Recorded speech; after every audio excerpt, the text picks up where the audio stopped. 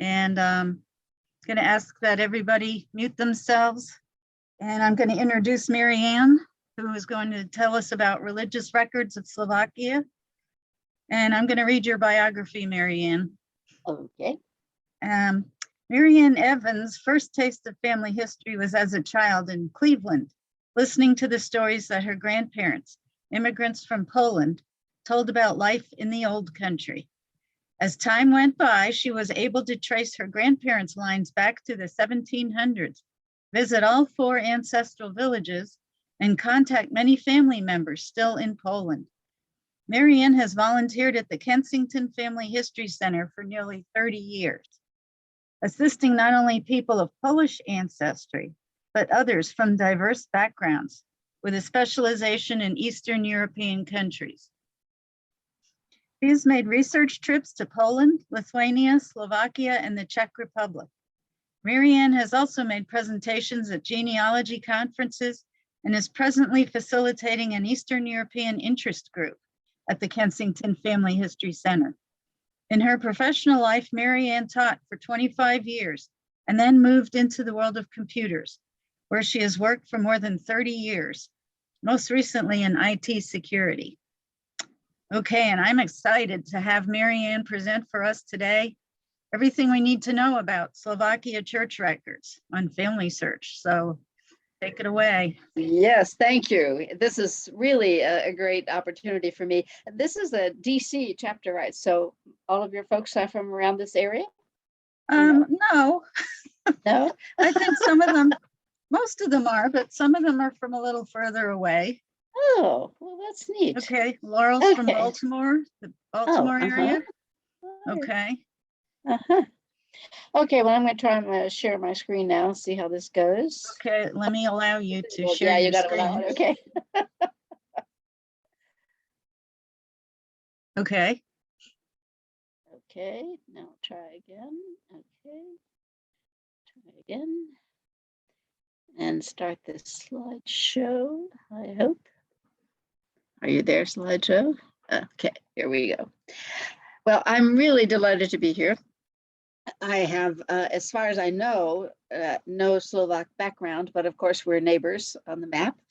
And I worked with many people from Slovakia in the past number of years. And so it's just kind of like being home here.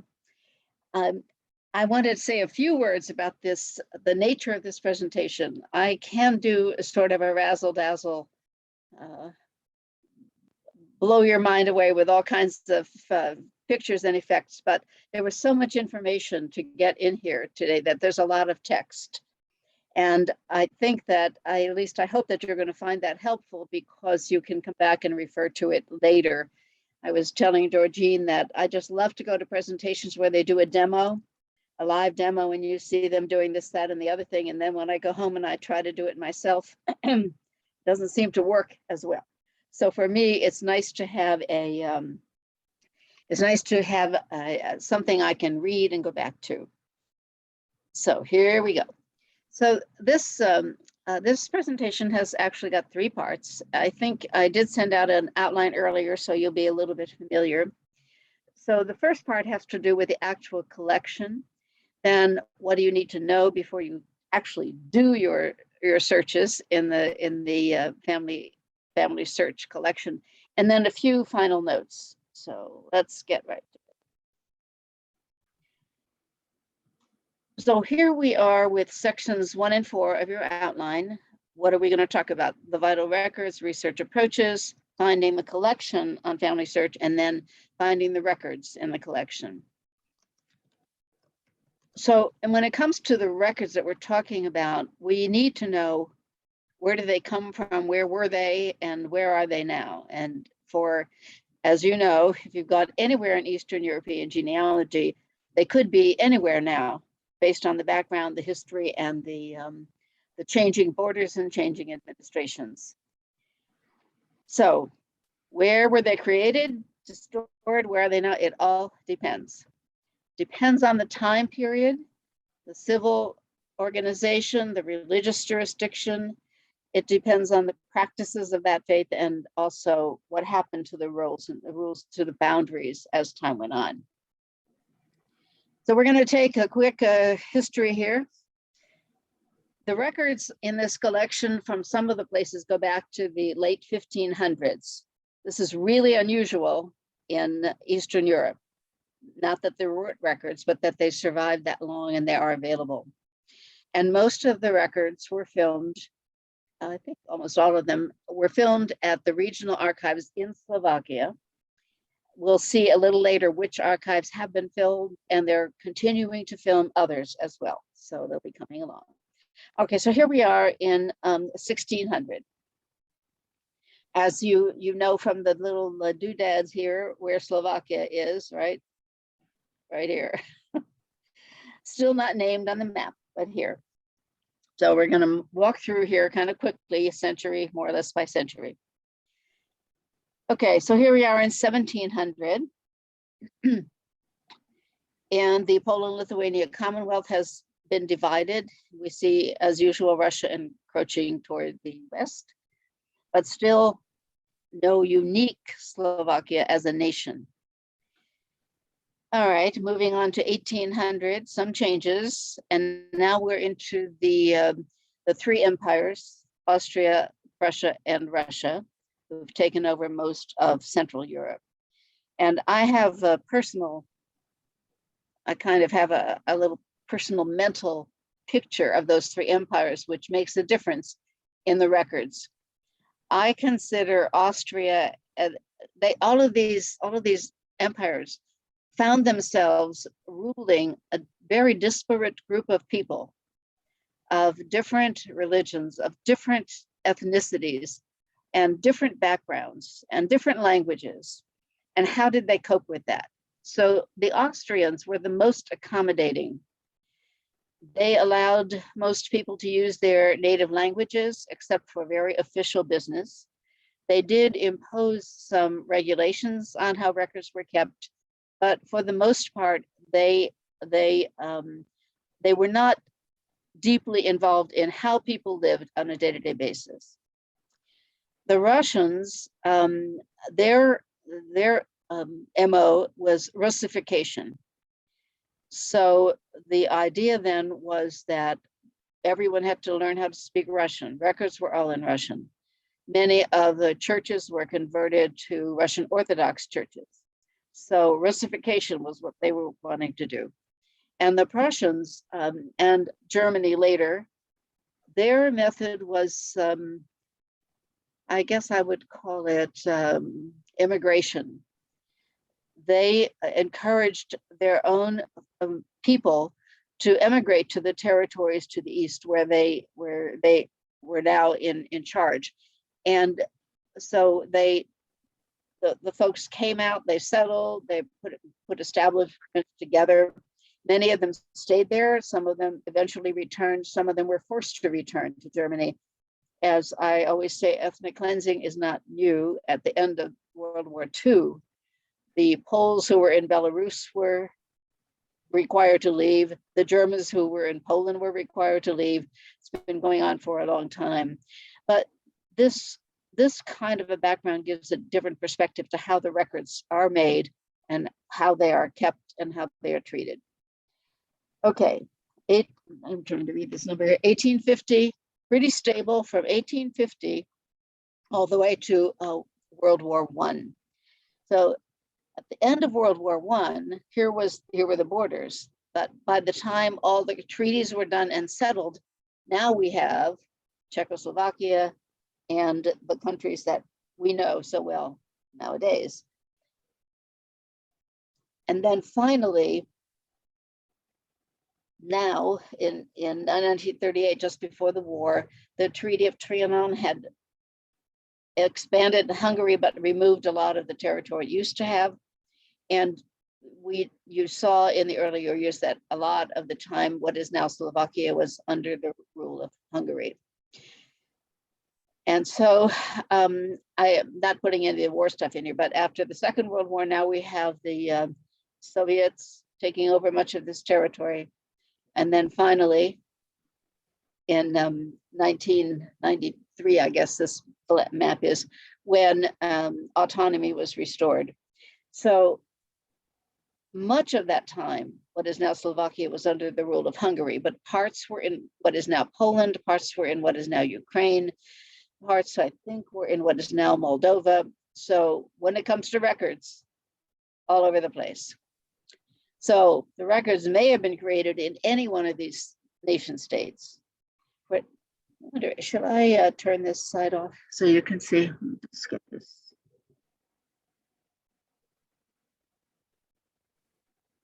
Nope. That might be better. Okay, sorry. I didn't realize that was blocking your view.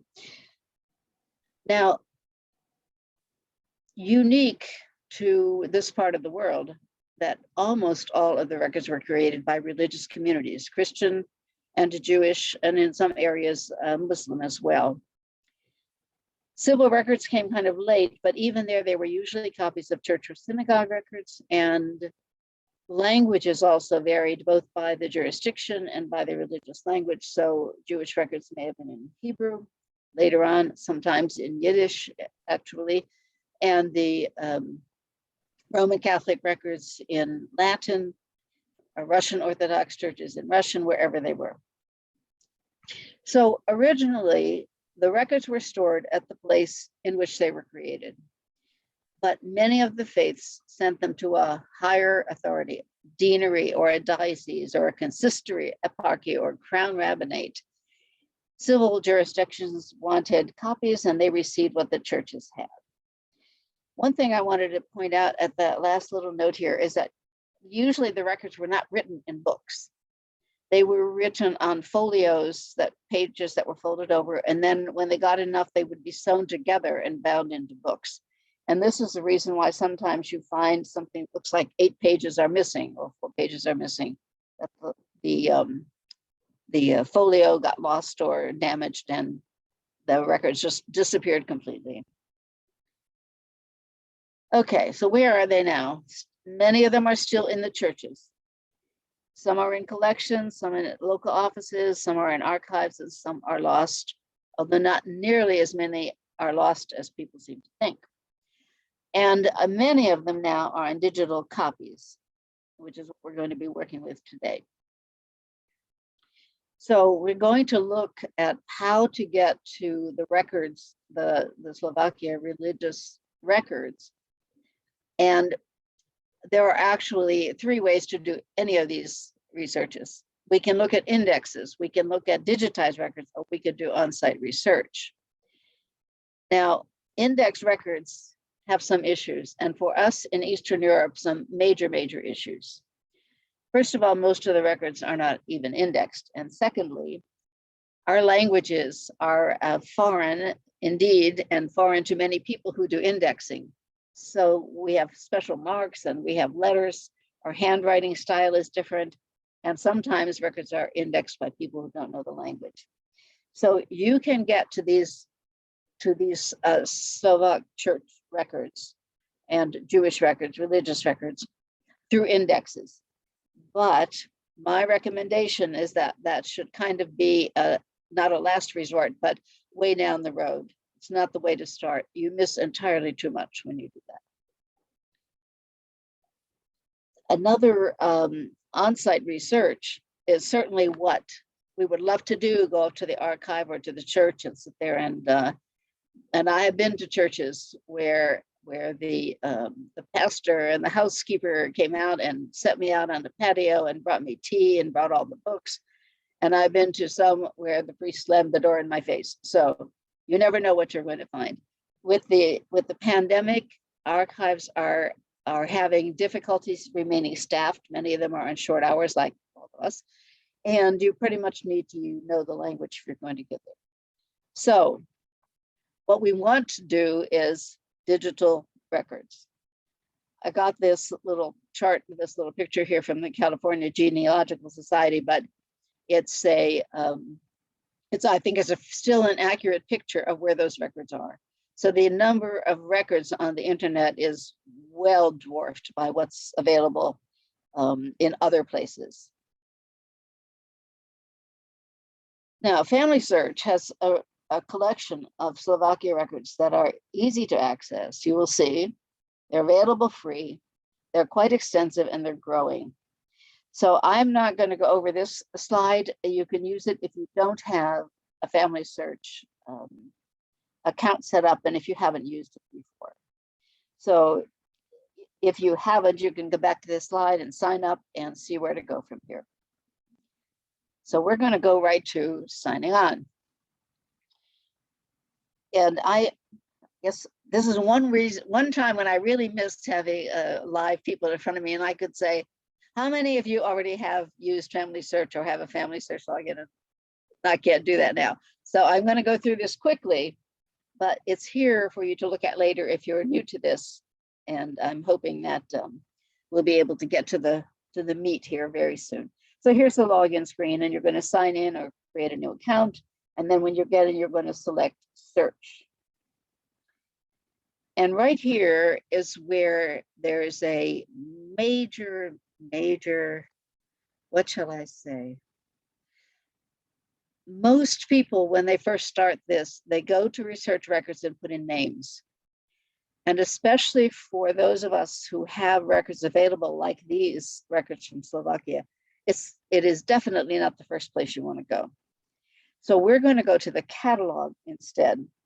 And we're going to the catalog, and we're going to look for records from Slovakia.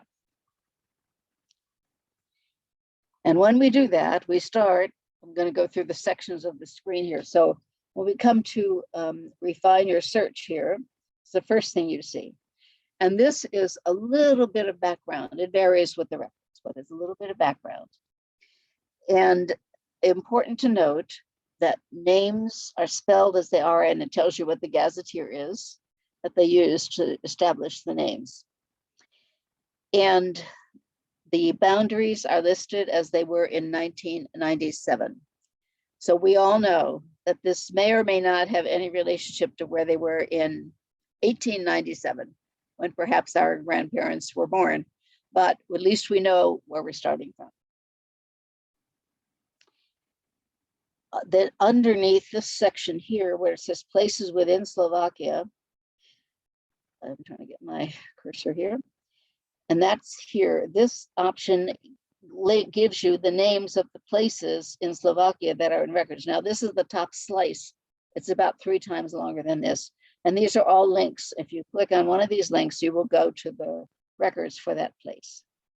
And we are looking for the records for Slovakia, church records. And here you see, you get 66 results. And of them, these few here, 1, 2, and 3 are church records. And a little further down, there's a Jewish records collection.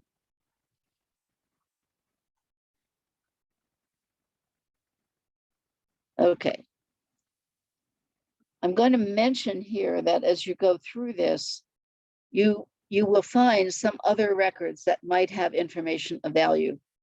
And census records, the Hungarian, during the Hungarian times, several censuses were taken and many of them have survived. And there's a separate set of Jewish records, land and property, and taxation. We're going to work only on the church records item. On the listing for this, you see in this middle one, it's church records, localities not verified. This is the range of years. And it's the listing of a dozen or so places where a place has, several places have the same name. And they haven't been able to determine exactly what county this place was in, which place we're talking about. They only have the name of the parish or the synagogue. And there are duplicates, so they're just not sure. But the contents are similar to what we're going to be looking at, the church and synagogue books. This one here, which says index, is exactly the same as this. So I am just not sure why they have a separate listing, but these two have the same contents. Now, some of the records are much shorter time periods. It depends on when the church was established or the synagogue was set up, and how long it lasted, and whether the records are still there, if there was a fire or a war or something. So this range, quite extensive, 1592 to 1935, but every place doesn't have all those records. Also, the more recent records are protected by the European Union privacy laws. And up until recently, and this still may be true, I haven't checked it lately, the rule on privacy rules, privacy restrictions in the EU said that if a book had any records that were more recent, the entire book could not be made available.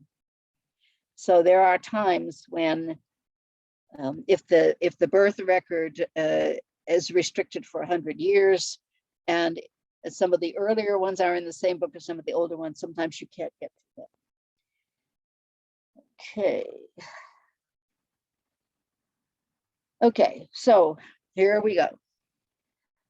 We're going to this church records. And when we select that collection, here's the first thing we see. So we're looking here at the Slovakia Church and Synagogue Books Collection Record 1592 to 1935. And it tells where the original records are now. They're in this single archive. It tells what we've got, manuscripts and on digital images and the languages that are used. In this particular set, we have Latin, Hungarian, Slovak, and German. There may be other archives in Slovakia that are holding records of different languages, and as they get filmed, they'll be changing this. And so, of course, we know it's in Salt Lake City. And here we have the beginning of a list of the records that are held in this collection. And I note here, this is just the first part, that so for those of us, I'm definitely not fluent at all in Slovak, although I can, any Slavic language, I can piece out certain things like birth, marriage, and death. But Farsky means a parish or a church. And so you can see in these first examples, the Cirkevna is the church and Matrika is the metrical records. And so Roman Catholic, and then the parish, and it tells where the parish is, and then it tells in parentheses the next higher level jurisdiction, the county, we would call it, but it may have a slightly different name in Slovak, I'm not sure. Maybe Megye, somebody help me with that, in Hungarian. In any case, so we have the individual listings, but the entire list is 41 pages long. So we're going to say, if I'm looking for a particular place, and I've got to go through 40 single-spaced pages, how the heck am I going to be sure I'm finding the one I'm looking for? Now, we're going to come back to some ways to search through that list, but I'm going to point out that if you go down to the end of that list, you find this note. Note that it says, the church and synagogue books are available online, and here is a link. One of those collections is not available. And we're going to come back to that a little later, but right now we're just going to look at this description, the different kinds of churches, and there are other kinds besides this. And here we see the archives from which films have already been made, and then the other archives are going to be added as they can. So particularly Czech, if you know where your church or synagogue was and you don't see it here, you could find out which archive it's in, and you might even be able to talk FamilySearch into giving you a schedule of when they'll be filming there. But it's going to come, and that eventually they'll all be there. Okay, so now one way to look for your records in this collection is by using the regular record search, and we're going to do that first. We're going to do all three of the approaches, but this is not the one I recommend you start with. So here is the standard search screen where at the drop down at the beginning where we did catalog, you would do search. And then you would see the standard screen here on the right. It tells you a little bit about this, and then you have a place to put in your first name, last name, the place, and a year. Now, if you do that, you're going to, depending on how common your name is, you are going to get thousands of entries probably.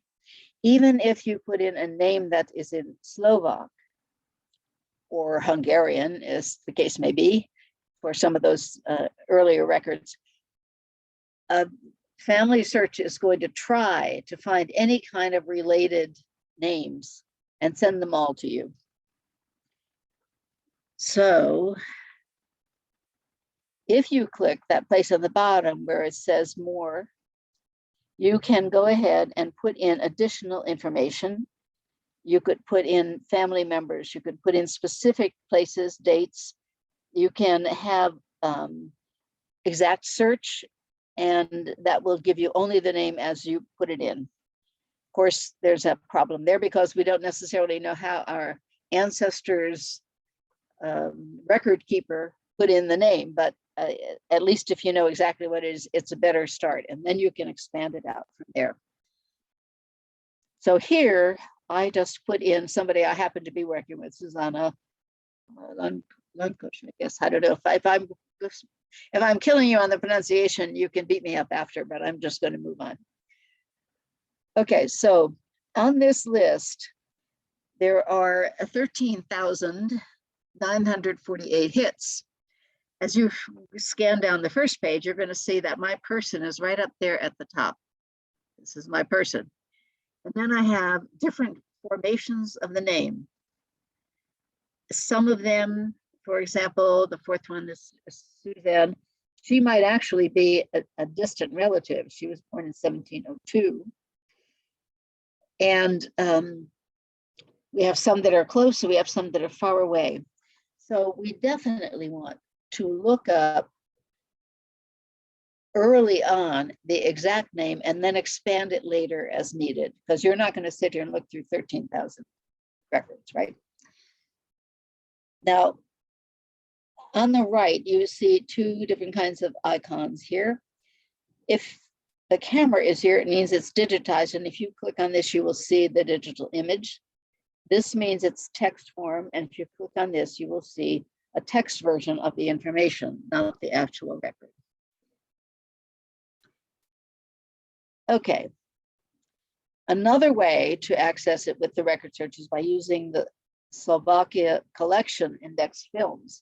So in the catalog listing, if you see this little search icon and click on that, you would index only in the catalog for this particular film. And while I'm here, if you haven't used FamilySearch, this unfortunate symbol is an old-fashioned reel, and it means that these records are not online at all. This camera means they're online. If the camera has a key across the top, that means it's locked, and it can only be seen at a family history center or affiliated library or in Salt Lake City. At our family history center in Kensington, we do have access to this, to the restricted films for the most part. And the restrictions are not set up by FamilySearch. They are requirements from the owner of the data. There was a period, and I'm not sure if it's still going on or not, but if you were physically in Germany, you could not look at online records that were filmed in Germany. It was the German archives that restricted that. If you were in Germany, they wanted you to go to the archive rather than to the computer. I don't know if that's still the case, but for a number of years, I know that was the case. Okay. So if you use the record search for the Slovakia collection, if your record is not digitized, you get a result something like this. Okay. The second way that you can do this is by looking through a specific set of records in the catalog. And here's a small tip. Remember, I said there were 41 single-space pages of entries in the catalog for the Slovakia religious records. So you can browse through those if you have a lot of patience. or you can try to do a text search. If you use a control plus the F key, you can bring up this little box.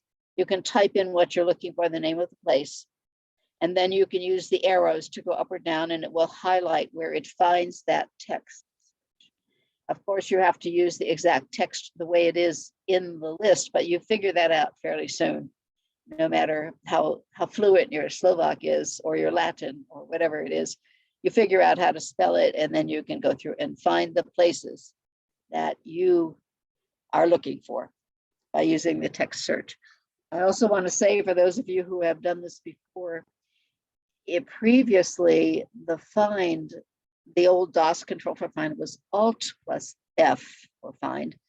And you can still use Alt F, but then you get a menu and you have to pick find. If you use Control F in this system, you will get the search button.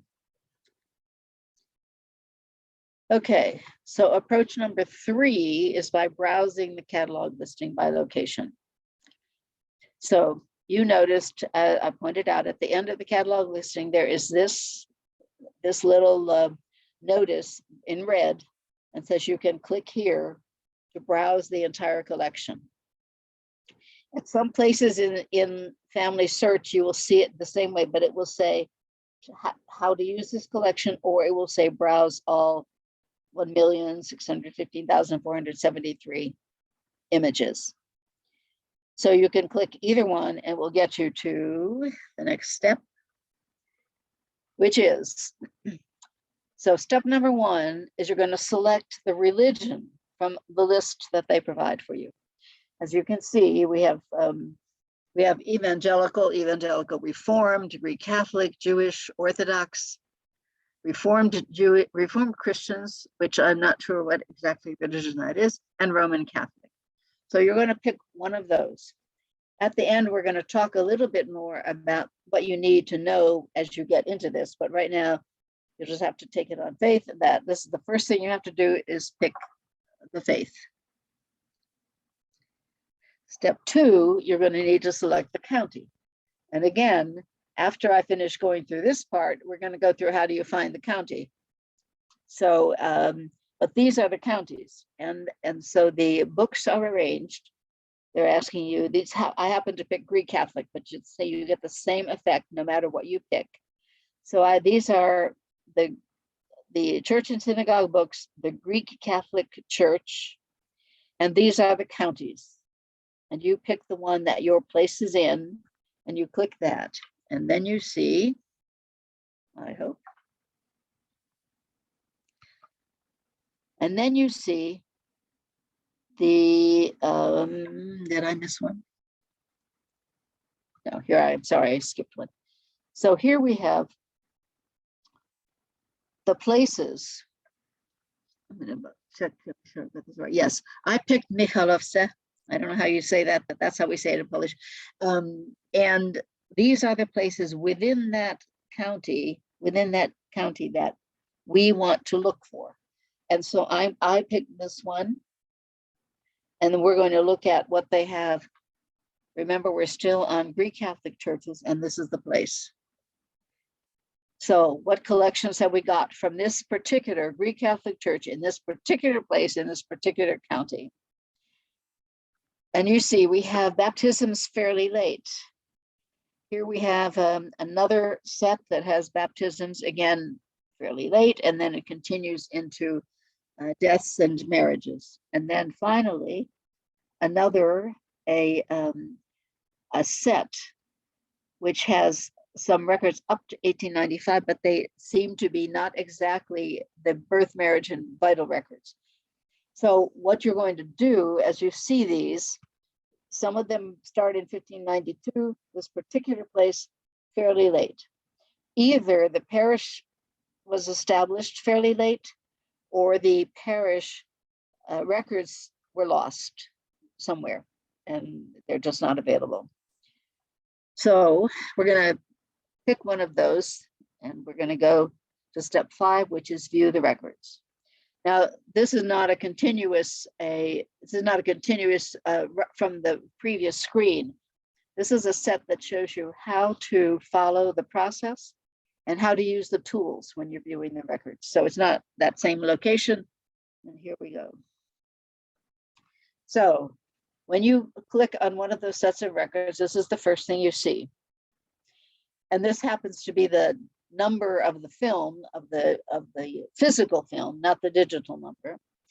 And we're going to go through this to see what all the pieces are on this first screen. And so at the top, we have what we call the breadcrumbs that show you where you are. Slovakia, Church Record, Synagogue, Greek Catholic, Leka, whatever it is, please excuse me. And then we have, what are we looking at? From baptisms here up to the end. So that will tell you, that will help orient you and make sure you're looking at the right church in the right time period. Now you're going to move through the images either by going back and forth with these arrows or by typing a number in this block, and it will take you to the image. These are obvious here: increase, decrease the size of the image. This gives you thumbnails, and this gives you a single image in full screen. So these are controls that you have on moving the images through. The other parts here, on the upper right-hand corner, it gives you options to do something with this film. You can get the source box, which gives you like all the copyright information that you can copy and paste into any place where you have this particular record or this particular film, or you can attach this to your family tree.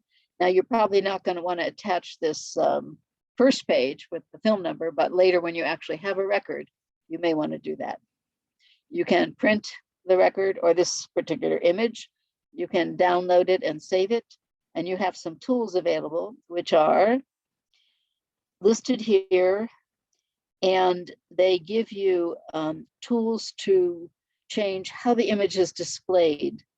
So the adjust is the light and dark, for example, the one I use most, which is sometimes they're really light or really dark, and I can make the visibility better using these. And down at the bottom on the left-hand side, if there is an image index, you can get a list of people, and you can also get information about the film itself. So we're moving now to the thumbnail view. So I click that little thing with all the little squares, and here it is.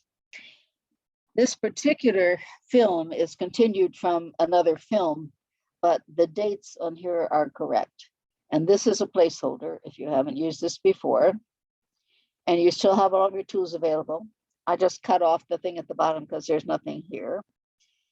And so we're going to move down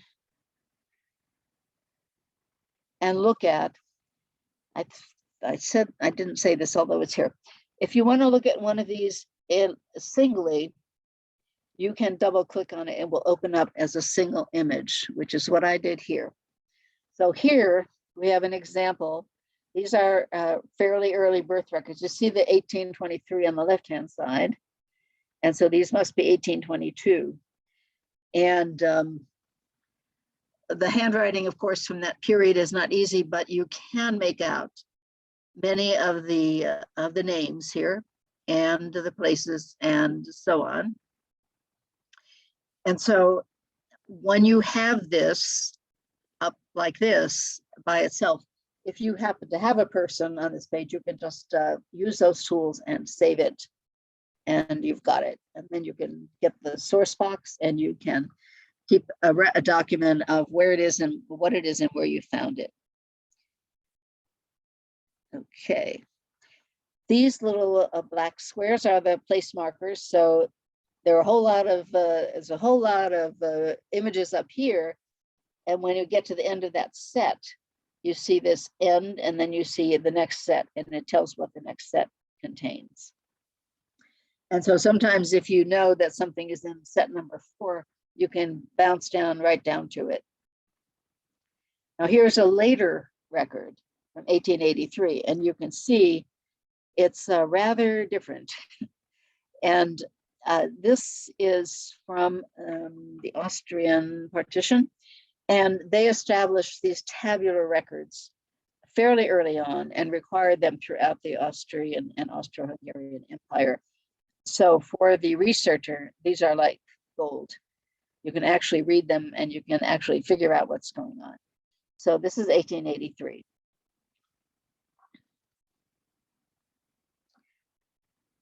Okay, now we're going to go on to part 2, which is what you need to know and how to find it and how it impacts your use of this particular group of records.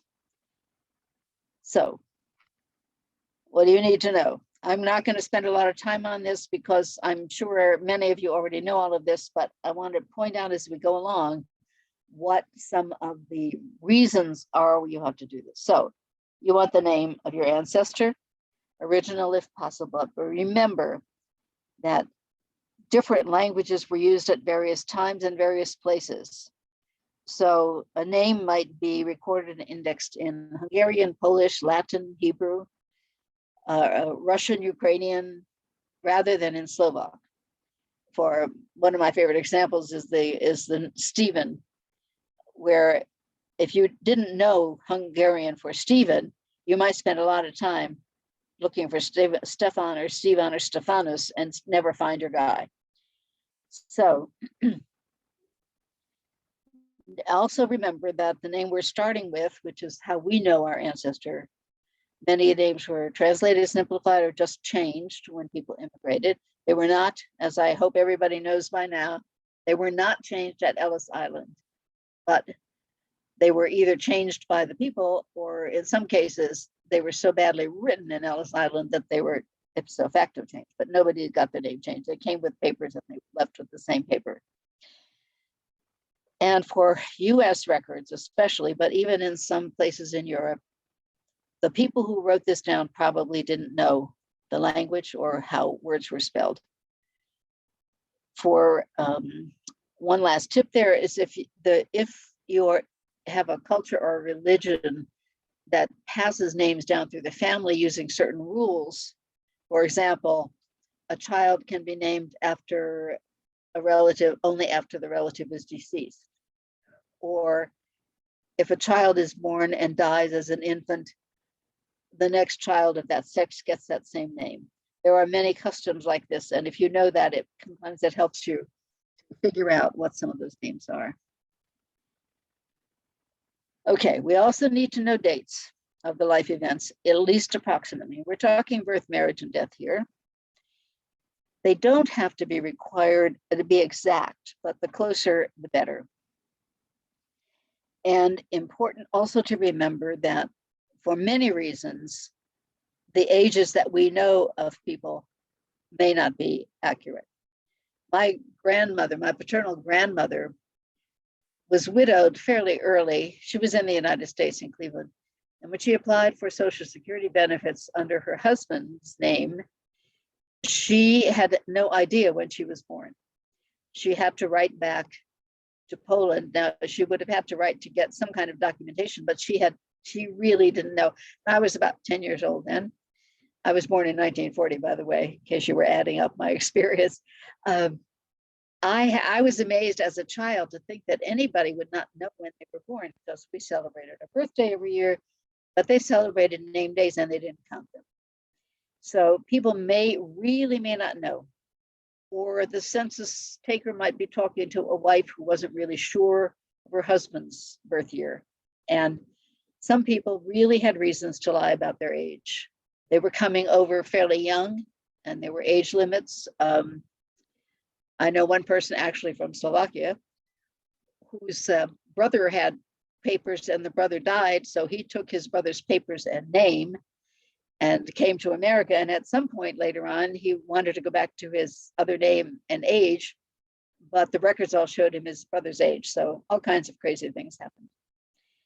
And important too, when it comes to exact dates, remember that much of Eastern Europe used the Julian calendar until after World War I. So the difference in years, 13 to 15, something, the difference in days and you recall that the calendar, Julian calendar, didn't account for leap years, which is why every 4 years something happened in the accounts and it got screwed up. But when you have an exact date and you're looking in a place that's still using the Julian calendar, then you have to really be aware that this might be your person, even though the date is not exact. Okay, the place, and this is where we're going to spend some time. So we need to know everywhere you go, and certainly, as you saw in the Slovak church records, they are classified by location before everything else. It's a location. And then in these records, it's a religious faith. And then it's down to a parish. And then it's down to the records themselves. So I believe that the place is more important than the exact name of the ancestor. If you know the right place, you have some idea of the name and the birth, you can scan through those records and find likely candidates. If you don't know the place, you can do nothing. Also, especially true in Slovakia and other places that were under Hungary, is that the jurisdictional levels can change over time. Counties are merged, counties are gone, counties that were in one country are now in another county and their names change.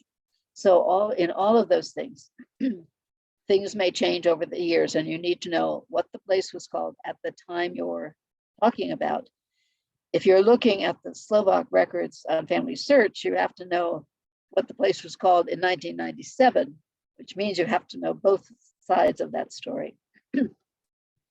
And of course, as in all countries, including ours, several places may have the same name, so you'd have to make sure you've got the right one. Now, online sources are really helpful. We're trying to figure out the exact name and place. So I'm going to go through some of this in a few minutes. But first, you also need to know both the religion and the ethnicity of your ancestors. So most records of life events were created by religious bodies because they were the ones who had to know this information. If they were going to do a baptismal, a christening, a naming ceremony, they wanted to write that down. And so they wrote it down. And in many cases, they put both the date of actual birth and the date of the ceremony. In churches or faiths that had requirements about marriage, if you're a Roman Catholic and you couldn't marry someone who was not a Roman Catholic, you might need a dispensation. You could possibly marry a Greek Catholic person, but not an Orthodox person, not a Jewish person. So the churches had a requirement to keep this information. And often you will find from this part of the world, you find especially later birth records. On the birth record, you may see a note that says this person died on such and such a day. And usually that's someone who died in the parish. You often see a marriage notation. This person was married to so-and-so in this place on this date.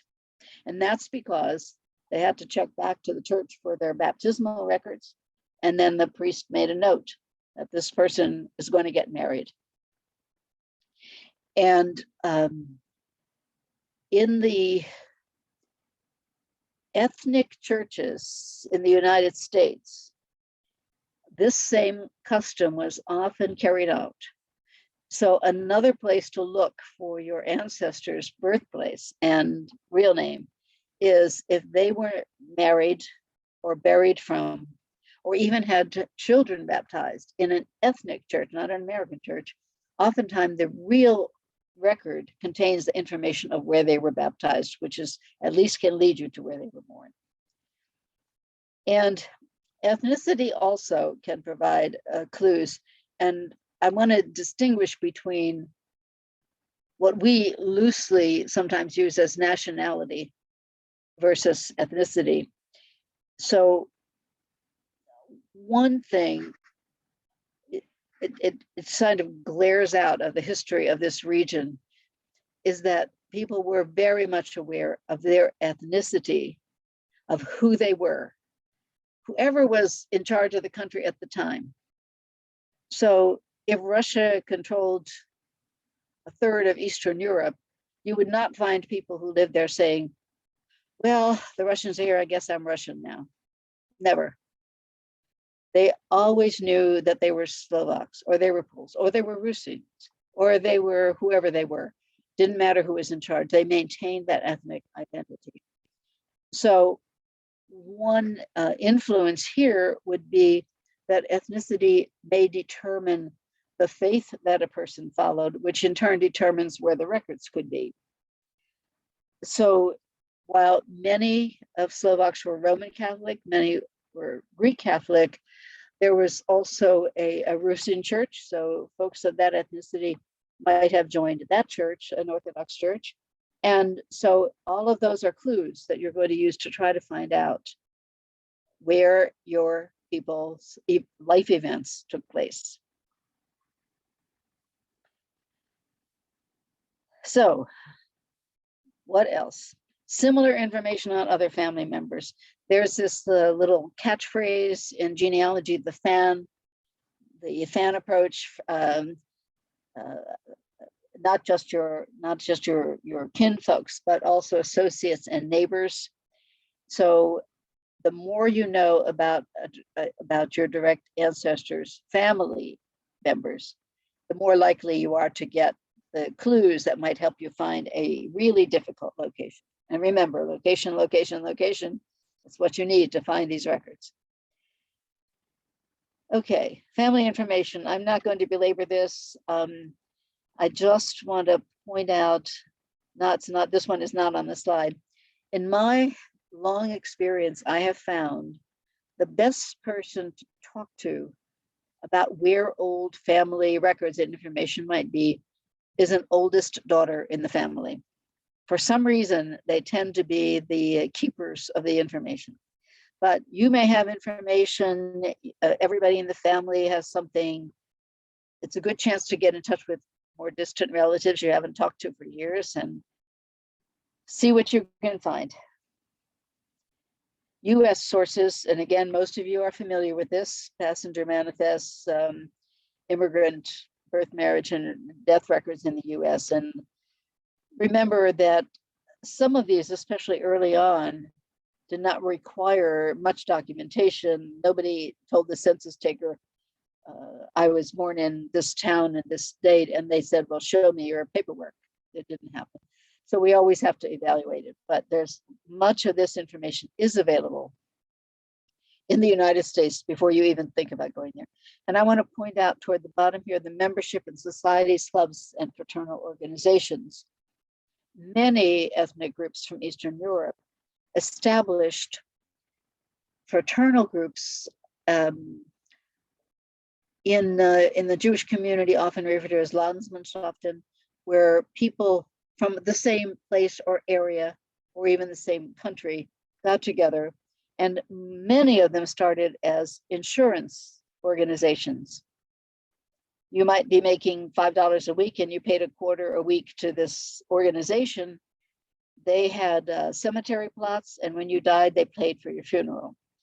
And then they developed into all different kinds of organizations. But if they ever had insurance and your ancestor belonged, they probably have a detailed application, and that detailed application would include some of the information that's most important. And newspapers, especially foreign language newspapers, may have articles about your family. You may find out things you never knew.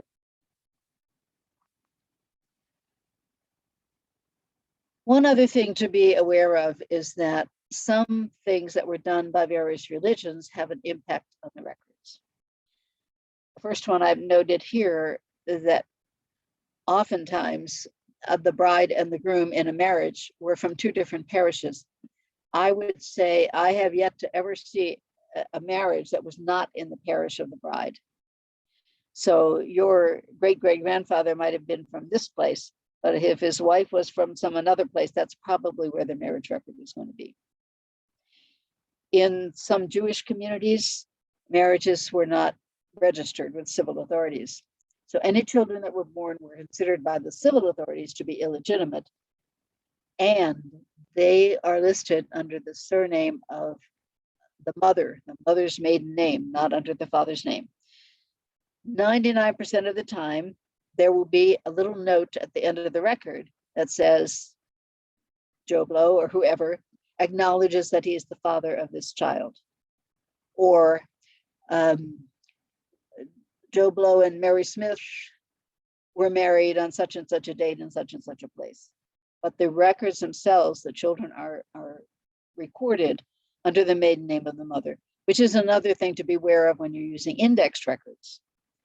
Because if you think that, if you know your great-great-grandfather's name and you're looking for that name, you're never going to find the children because they'll be listed under the mother's maiden name. Okay, in Roman Catholic diocese, boundaries change. This may be true of other faiths, I'm not sure, but it's definitely true of Roman Catholics.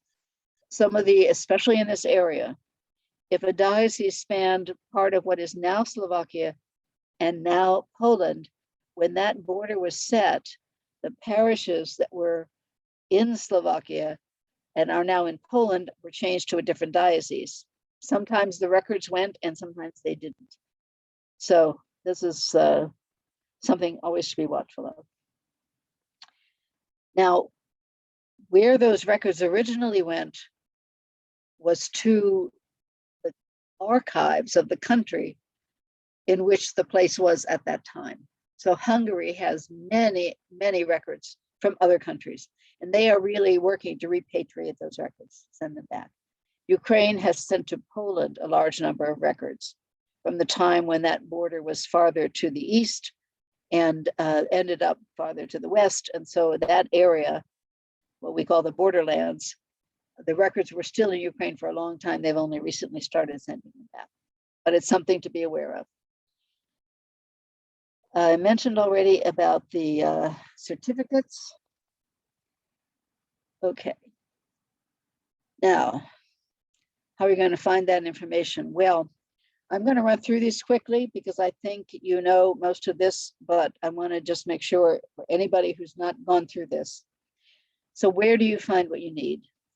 The FamilySearch Research Wiki. If you haven't looked at the section on Slovakia, you need to look.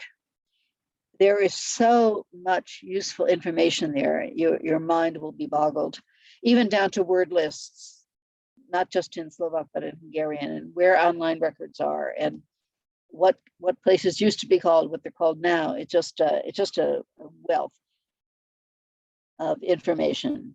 Wikipedia is really good for finding alternate names of a place, because often it will say, here's the name of the place, and it was formerly called such and such in Hungarian and such in German, or whatever it was. Google is not quite so useful, but sometimes you get lucky. I'll tell you a small story here. I was working with a person from Serbia. I did take a trip to Serbia, Croatia, that area a few years back, and he was on the trip with me. And he knew where his family came from, and he knew what religion they were, but we couldn't find a church of that religion in that village. And I looked all over the place, whatever I could find online. And finally, I found online a Facebook page for a rowing team from that village. So I said, what the heck? I messaged them and I asked if they could tell me where the Orthodox, Serbian Orthodox people would have worshipped. And the guy writes back and says, it's this church and this is where it is. And then he said, and I in fact have traced the ancestry of every person from this village back to the 1300s. And he had this, my guy's ancestry, but he didn't have what happened after the immigrant came. So you never know what you're going to find. Don't be shy, just ask. Many genealogy websites, organizations, and lots of learning opportunities, including this organization.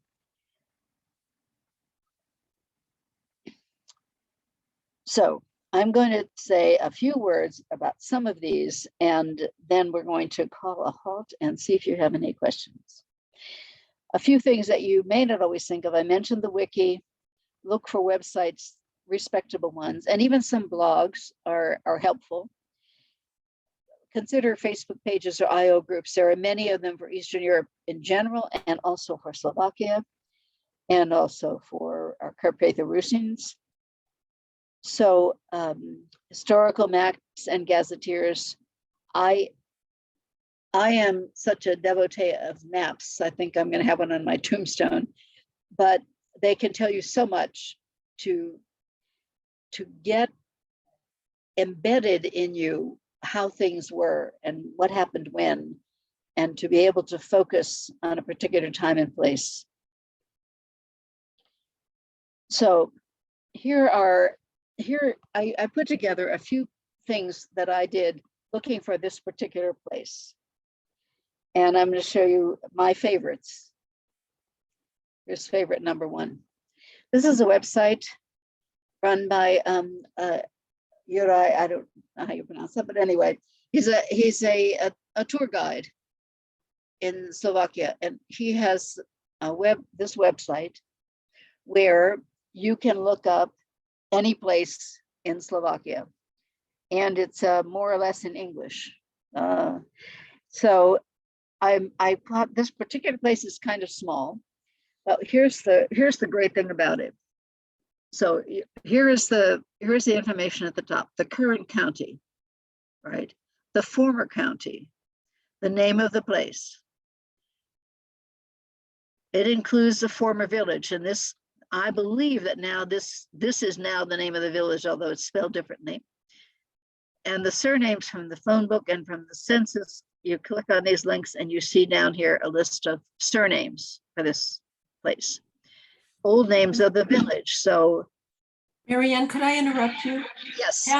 Tiahinya, there's one diacritic missing, but Tiahinya is the village where there is now being put together a museum of Slovak emigration to North America.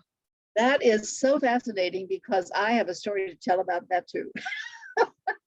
Yes, I never have called it that because in all of our records, we're using the other name. But yes, and I will get to that shortly. I don't want to take too long here. But yes, thank you. That's a very good connection. It hadn't dawned on me, but yes, you're quite right.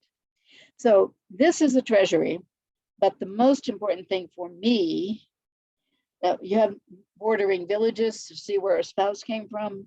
You have the most common surnames. If you go down farther, you see more surnames. And here, down on the left-hand side, where did the people go to practice their religion? There was a Roman Catholic Church in the village, that's the capital. The Greek Catholics went here. The Jewish people went there. The Reformed people went here. So now you know, if your person was from here and you go to this website, you know how to work through the Slovak religious records in FamilySearch, because now you have the name of the place, you have the county, you have the faith, and you can go from there. So this is one of my all-time favorites. It's usually the first place I go.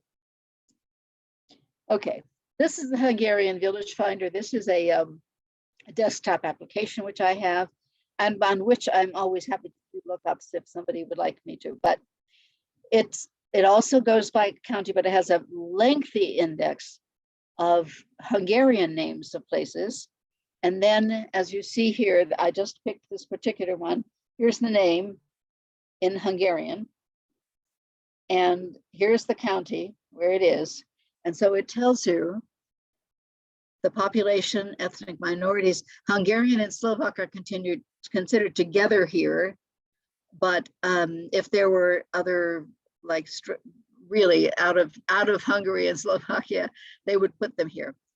And again, the churches here, the same ones that are in the previous one. And where it is now, it's now in Slovakia, and here is the name. Now we know it has a later name, and these are not particularly useful, but they are other names that are connected with this place. So I use this one as well, and I'm trying to spread out the Hungarian names and the Slovak names. And Wikipedia has some information. It's a place to start, because as you see at the beginning here, it tells you so this is the Roma name, it's the Hungarian name.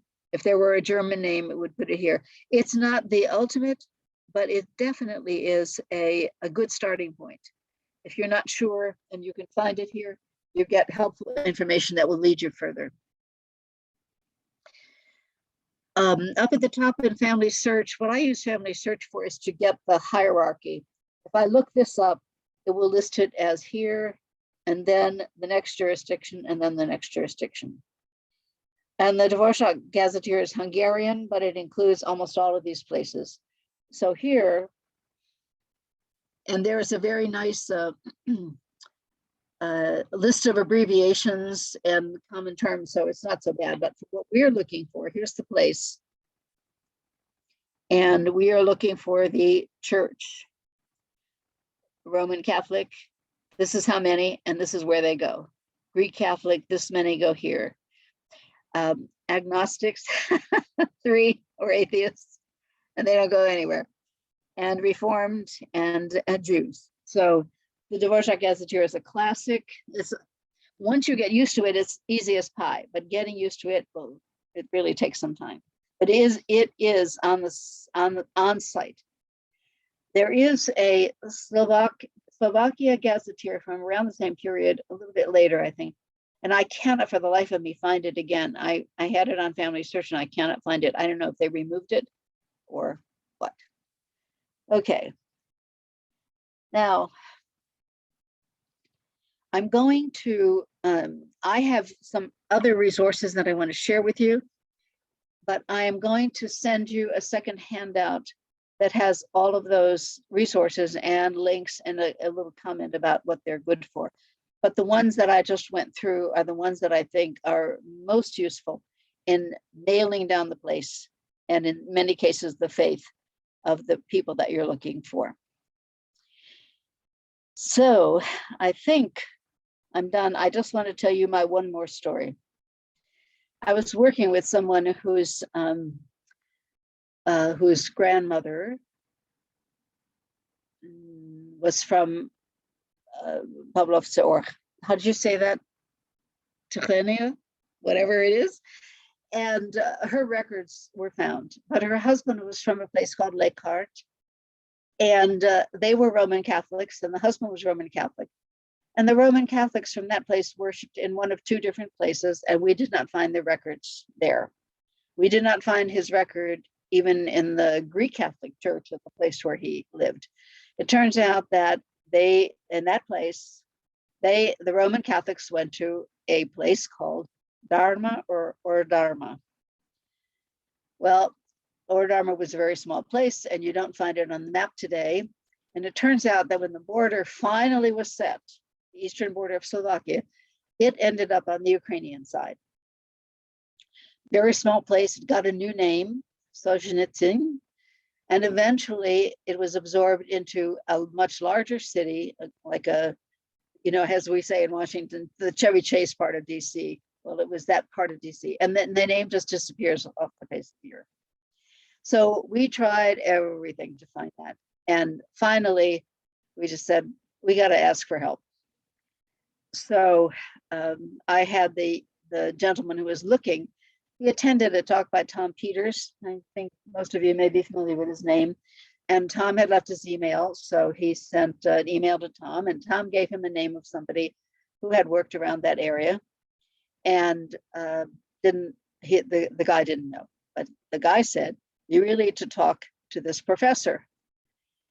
So he talks to the professor and finds out, number one, they have common ancestors. Their great grandfathers were brothers. And number two, the records for that little bitty place that was in Slovakia, Hungary, then Slovakia, and then Ukraine, and is gone, are in Moldova, because the diocese at the time included that place. So you cannot ever stop looking for what you're looking for. And of course, the person that that told him, yes, I know the place, is the person who is setting up that museum. So it's a nice connection. Okay, whew, I'm done, and I'm talked a little longer than I had hoped to, but I hope it was helpful. And any questions, I'm happy to. Gotta stop sharing the screen. Okay. Any questions, I'm really happy to respond if I can. What I cannot do is do your personal genealogy right here and now, but you can find me if you think I can help. Thanks, Marianne. That was a wealth of information. Yes, it is. And that's why it's a lot of it is on the screen. Usually on the screen, you know, you want to do a smaller, you know, visual kind of thing, but I just couldn't manage it with this. You're gonna have to read over it again. And you will get all the slides for sure, and the supplemental handout as well. No questions? Wow. Yeah, I'm going to stop the recording. Okay.